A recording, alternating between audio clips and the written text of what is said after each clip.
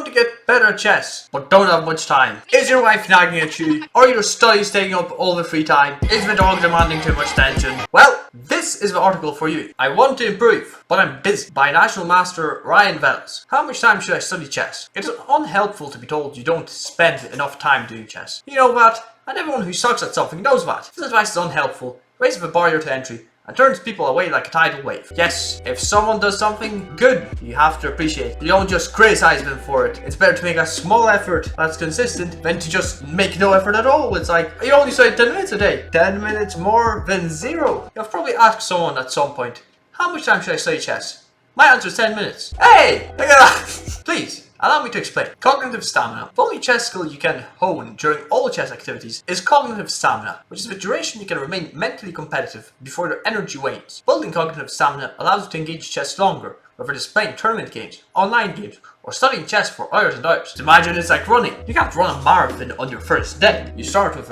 measuring cognitive stamina, pick a topic, tactics, openings, middle games, or end games. Set a timer and study that topic until you show signs of tiredness. Then, stop the timer. You can do this for any number of study topics to build a cognitive stamina profile. You can also repeat this process for the same topic and get an average time. I find beginners' energy levels top out around 10 minutes. That's interesting. I didn't expect it to be that low, but I guess if they're really beginners, this isn't an exact science. And certainly some people can solve tactics longer than another can study an opening. But understanding how long you can engage material is more useful to you than me saying, study chess for 2 hours every day. Once you have a sense of your cognitive stamina, you can begin to increase it.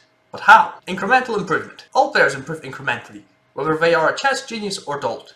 Improvement pace varies, depending on ability, but no one escapes incremental improvement. That is a very positive line. No one escapes incremental improvement. You're destined to succeed. Incremental improvement involves increasing cognitive stamina over time. So how much time should I spend studying chess? Start at 10 minutes a day. As your stamina builds, add 10 minutes to 1 day per week, while keeping the rest at 10 minutes. Then add 10 minutes to a different day each week. Continue this pattern until your life collides with chess. Then scale back as needed. This pattern will allow you to improve incrementally, build cognitive stamina incrementally incorporate chess into your busy life, incrementally study longer. Resolve incrementally. You should all start with incrementally. If you was going for a position, it should have been incrementally improve, incrementally build cognitive stamina, incrementally incorporate chess into your life, and incrementally study longer. Also, keep the following 2 concepts in mind when deciding on how much time you need to study chess. Commitment spectrum. The amount of time you spend on chess is influenced by your personal level of commitment. And now we have a scale. Where do you fall? 1 is never study chess. 2, occasionally learn a specific chess skill. Study chess as a hobby. 4, study chess equal to time control of the games you wish to play. Study chess as a serious competitor. Each of these tiers offers a different level of commitment and demands more time the higher you are on the list. Consider where you are on the scale and where you'd like to be. Then incrementally increase your study time each day as your life permits. Tournament time controls. If you wish to play in a specific tournament, you need enough cognitive stamina to play the whole event, especially if you have not entered a tournament before. Yes, imagine you sign up for a classical tournament and all you've ever played was bullet chess online for half an hour a day. And in a real tournament, you have to play for hours on end, and that's not for 1 day, that's for a week or so. For example, if a tournament you're considering is G30, that means you get 30 minutes on your clock. However, your opponent also gets 30 minutes. This means that the game can last for 1 hour. Therefore, you will need 60 minutes of stamina to get through that game. Exactly, that game. Because all tournaments have multiple rounds, and shorter time control events have multiple rounds in 1 day. Therefore, if an event has 3 rounds of 30-minute chess, you will need about 3 hours of cognitive stamina. This does not mean you need to have 3-hour-long study sessions, but building up to multiple 30-minute study sessions per week would be a boon. Now, I think you should eventually get to those 3-hour-long study sessions. How else are you going to mimic the actual chess game? Well, you do get a break between chess games, but still. Section 2. As a busy person, how should I study chess? The Monofocus Rule. Chess is overwhelming. Everyone quickly discovers there are 14,000 things you must do with a single move, or you are playing wrong. Learning everything all at once is difficult, and creating a list of things to learn is daunting. So don't. So how am I going to learn everything that I don't know, huh? I suggest the Monofocus Rule. During study sessions, focus on one thing. If you study for 10 minutes or 60 minutes, narrow your study content to one specific topic. Your chances of a breakthrough are increased when you study one topic at a time, because all of your energy goes into learning one concept. But if you're only doing it for 10 minutes, I don't think... Oh, maybe that's a bad line. It sounds like I'm criticizing you there. If you're only doing it for 10 minutes, I don't think you'll have much time to study more than one thing. When you do have a breakthrough, it usually occurs when connections between learned concepts are made. Here are some topic examples. A single opening principle, 1 line of play in the opening, solve tactics with a single theme. Oh, that's interesting. As opposed to trying to play a bunch of different tactics, just study one theme. It makes it easier, but you're more focused. Watch one video, and possibly more than once. Yes, if you're watching the video, watch it again, so you remember, you don't forget. 10 minutes. Do 10 minutes every day. Watch a video of mine 10 minutes every day, and I'm sure you'll improve. Look over a single chess game and make notes. Read one part of the book. A part can be a paragraph, chapter, section, etc. Other examples exist, but you get the idea. Just do one thing. As you learn more skills and concepts, doing one thing will appear like doing 10 things to a weaker outsider. For example, a low-level player might study a single opening line, a moderate player might study an opening line and a few related variations, and a high-level player will study one whole opening, as in lots of lines put together, so we have the general concept down. Topic selection and signposts of improvement. Oh, let's go, we'll know when we're getting better. Topic selection can be challenging. However, you give yourself hints about what you need to study all the time. The following behaviors undercut your decision-making ability, and each of these behaviors is a personal improvement goldmine. This is a very good article, you actually learned something here. Disliking something. Anytime you dislike something in chess, it's a signpost for improvement. Obviously, because if you don't like it, then probably you're not doing it, or you probably suck at it. So that's a good idea. I dislike queen's pawns openings. I'm an e4 player. It sucks when open sitting gets turned into a closed sitting. I dislike positional chess. I dislike draws. Consider things you dislike about chess, and seek to learn more about these topics. Another way to think of it is everything you dislike is a potential hole in your game. And now, the corollary. Liking something. Fondness is another signpost for improvement. I like giving my opponent isolated pawns. The queen is my favorite piece. I like castling kingside more than queenside.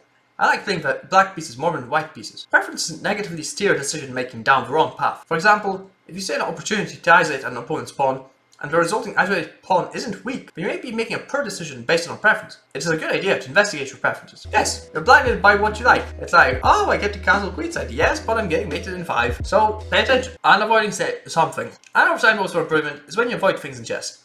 Never playing without the bishop's pair, never taking on pawn weaknesses, always castling or never castling. That's stupid. Everyone past the absolute beginner level should know to castle. Avoiding mainline openings. That's kind of me. That's how I play the English. And sometimes the French. Avoidance is another behavior that controls decision making. For example, sometimes the safest way to proceed is not to castle.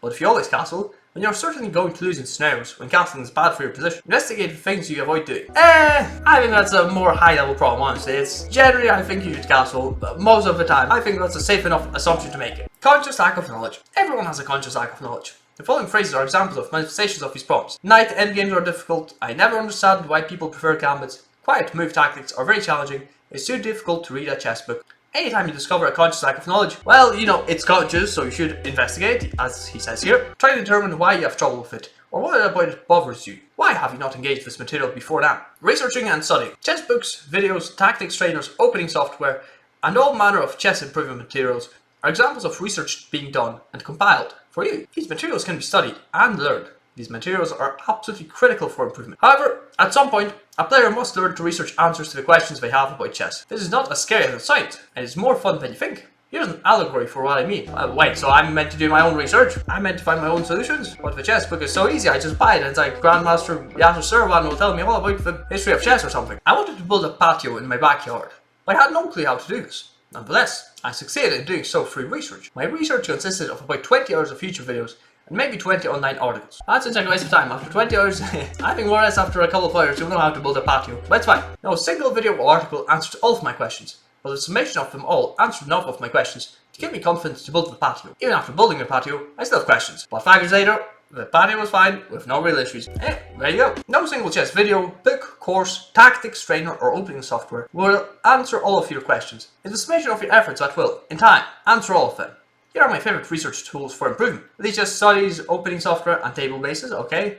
Chessgames.com, Chess Tempo, ChessX databasing software, chess books, and YouTube. Is that in order? Possibly. These chess studies can each have up to 64 chapters, and each chapter can be one of 4 chapter types. Normal analysis, when you want to go through games using layered analysis. Practice with computer, okay, we can practice with positions. Hide next moves, this is for remembering games, and interactive lessons. This is good for practicing openings in specific positions. Chessgames.com, I've never heard of that one. Chessgames.com URLs paste into the chess study chapters perfectly. The sizable and free historic database contains all historic chess games of note. When researching an opening's evolution over time or a specific player, this is a fantastic website. That seems fun, never heard of it. But historic games, why not? ChessTempo.com. The chess's tactics software is amazing.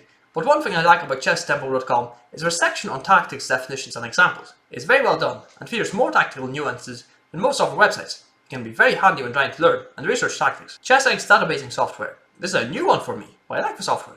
It's simple to use. I can connect to your Lichess account and pull all of your games into the database. I cannot say too much more as I haven't fully explored it yet. Sounds like something Elon Musk would do. ChessX. That's just like Twitter, but to chess. Chess books. I read an article on Lichess a few weeks ago that said something like, chess books don't work. Untrue.